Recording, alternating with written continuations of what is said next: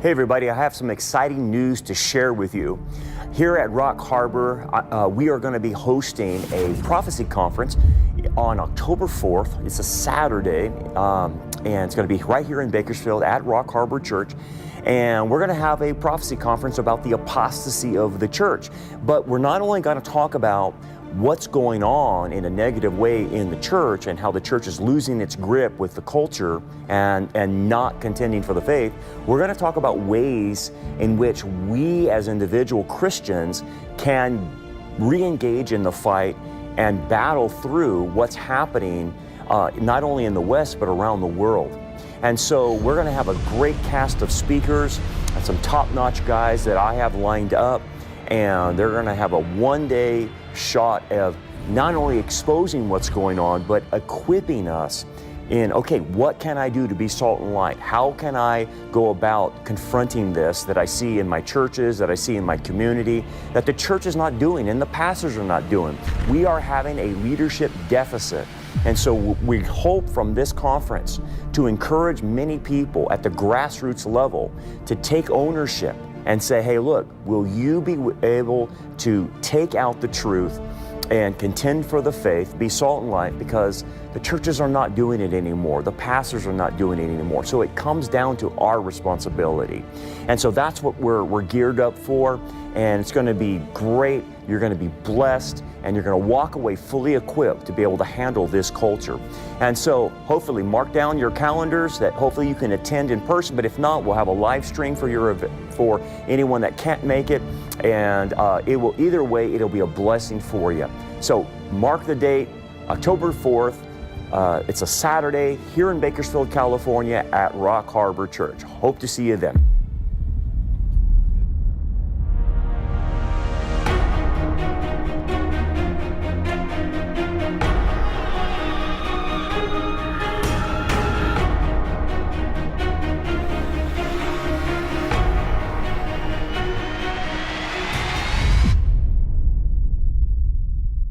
This is a concerning topic, obviously, for Bible students, with not only Israel, but the digital currency, the digital identification issue that the Bible predicts. And what happened was the UK is trying to launch this. And here is Starmer, who everyone cannot stand in the UK. He's like the worst ratings for a prime minister they've ever seen. But anyway, listen to him. We need to be really clear. You must have ID, mandatory digital ID, in order to work, because we have to stop illegal working.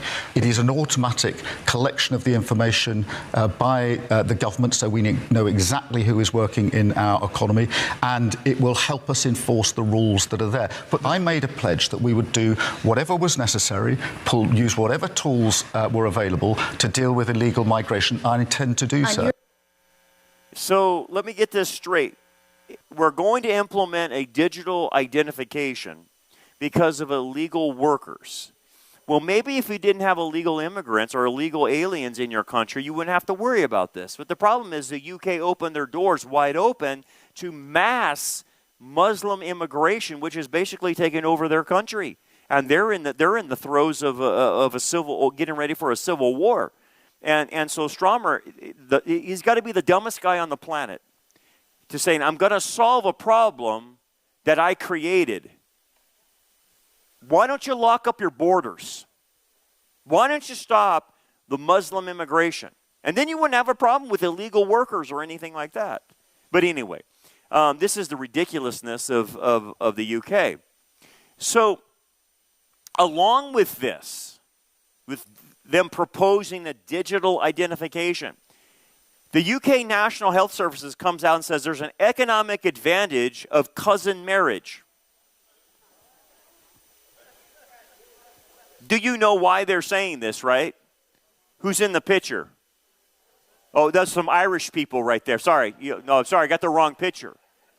Because Islam won't stop marrying their cousins. So now they're going to say it's an economic advantage to marry your cousin.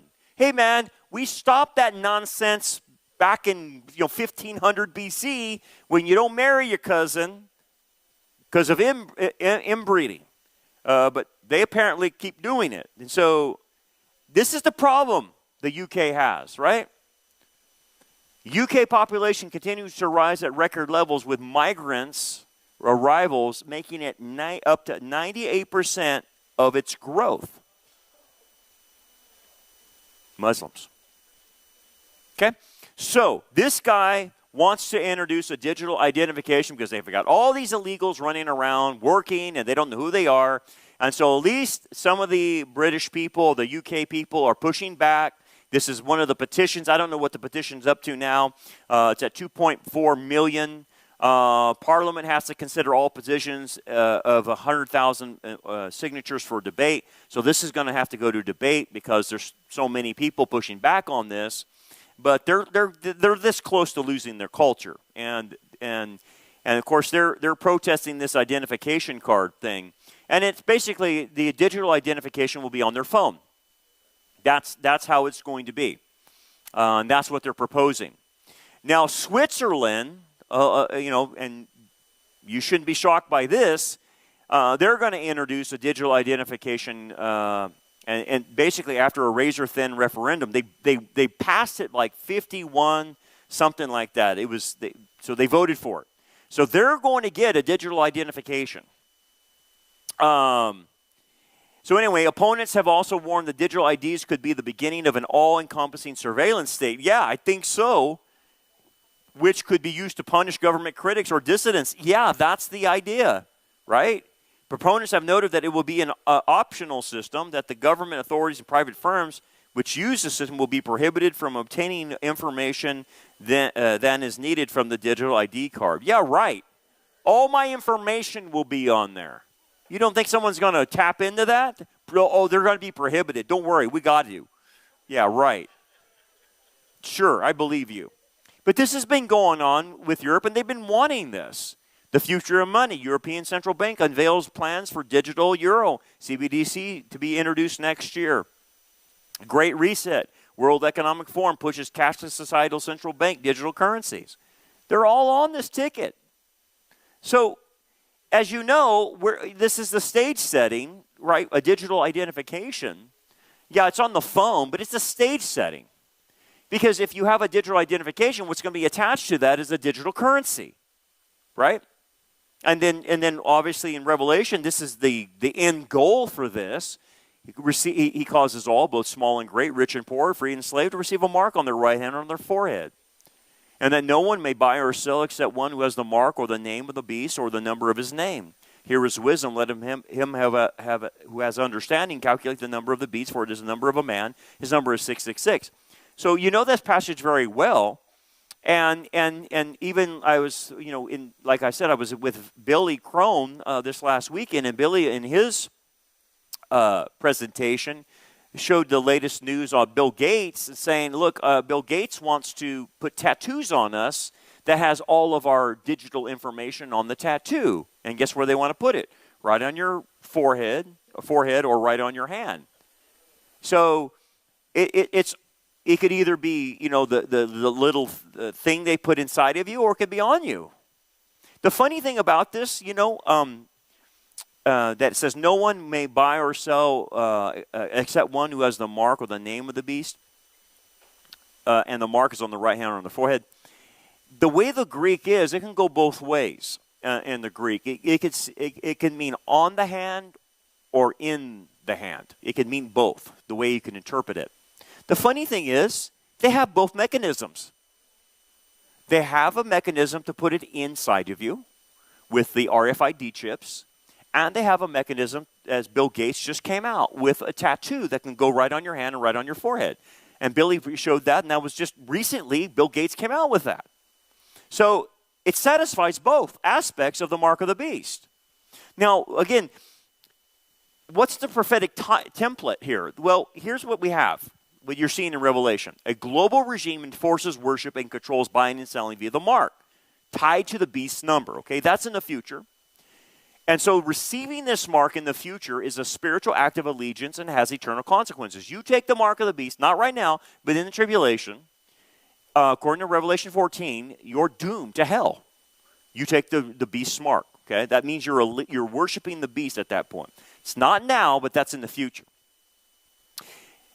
2 Thessalonians, Daniel 7, Daniel 8, Daniel 11 talks about deception, the blasphemous rule of the beast empire, and basically the coercive of control increases near the end. So we should expect more deception, more coercive control using technology.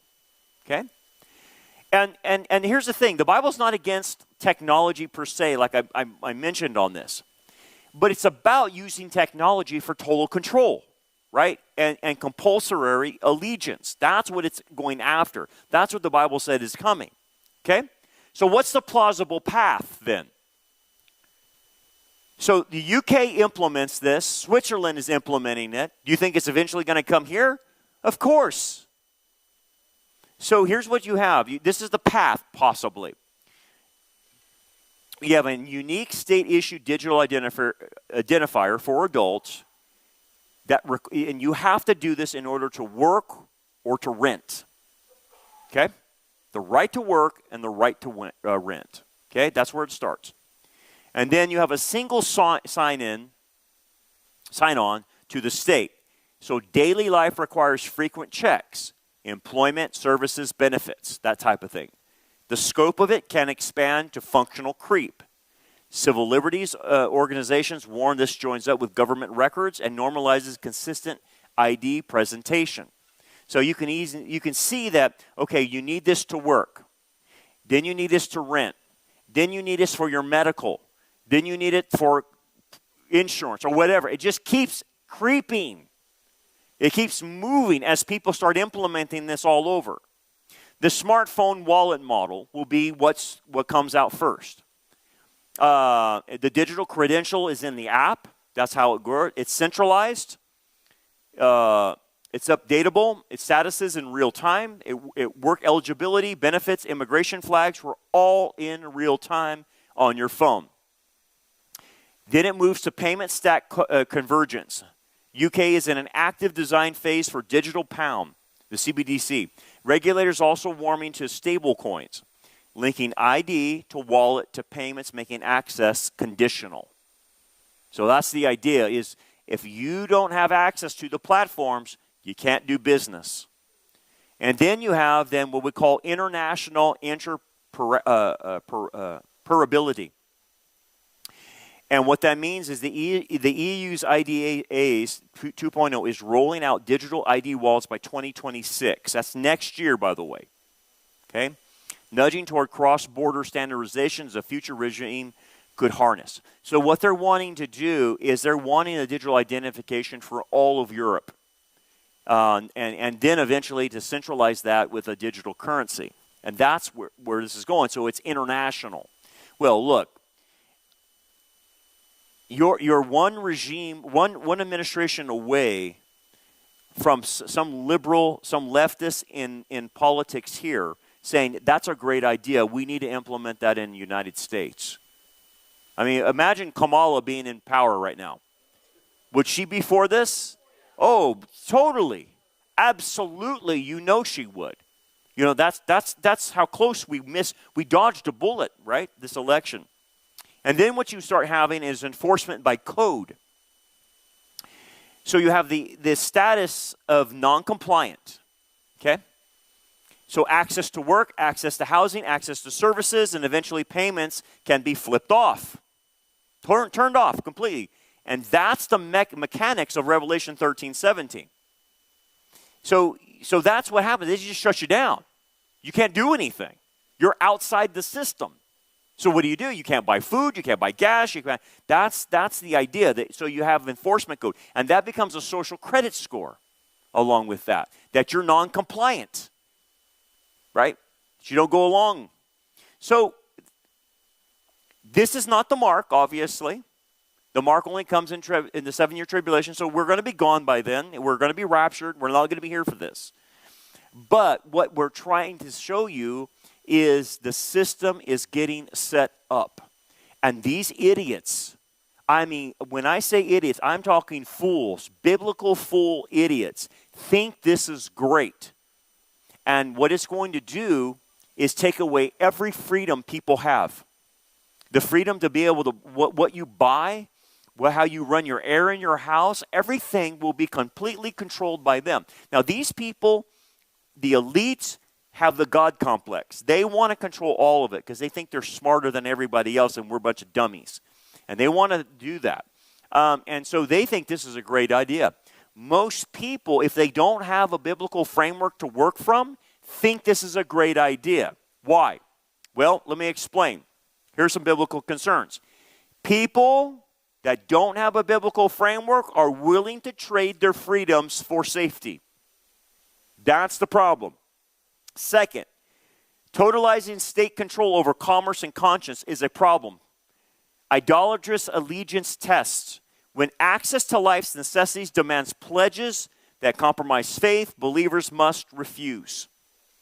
Remember, we already been through this. You can't work unless you're vaccinated. We already been through this, right? So what if it was on your digital identification that you're non-compliant, right? You go into a store, you're non-compliant, it goes off. You can't come in, sir. You can't come in, sir, because you're non-compliant. Your identification's not working. Then you have a false security in princes and systems, trusting technocratic guarantors over God. Deception is going to be at scale. Central platforms amplifying strong delusion, keeps going out, keeps doing this, keeps getting bigger. And then you have what's called mark-like conditioning. What is Satan doing? He is not only setting up his stage for the Antichrist, he is conditioning humans to eventually accept the mark of the beast. He's normalizing it. Normalizing scans, normalizing digital, normalizing passes, normalizing status checks, all that stuff. All that is normalizing this for eventually when he says, take my mark and you can't buy and sell, people will say, sign me up. I'll be fine with that. So if this goes down in next year in Europe, it's going to catch fire. And you're going to see a lot of the Europeans go this direction in digital identification. And then you're going to see the marrying of the digital currency with it as well. Okay? You better pray to God that Trump stays in as long as he can, or someone that gets in the next election is as conservative as Trump and keeps us from doing this. Because if we go in this direction, our freedoms are gone. They're gone. Because once you can't get access to things, man, let's say you try to, we already saw it, you weren't vaccinated, so they wouldn't do surgeries on you.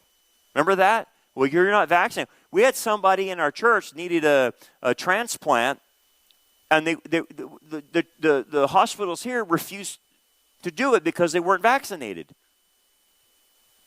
That's scary, because that means you could die.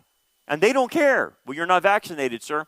And it's just, you saw inklings of that before, and now it's going to be tied to whatever's on your phone. And I can tell you this. How do you think it goes from the phone to your body? Because that's where it's going. What is going to make it, people say, well, let's pretend this is your phone. All my digital identification's on here. And they're like, what's going to be the reason? So you know what? This is really not working. We need to put it on your hand or your forehead. What would cause that? What do you think?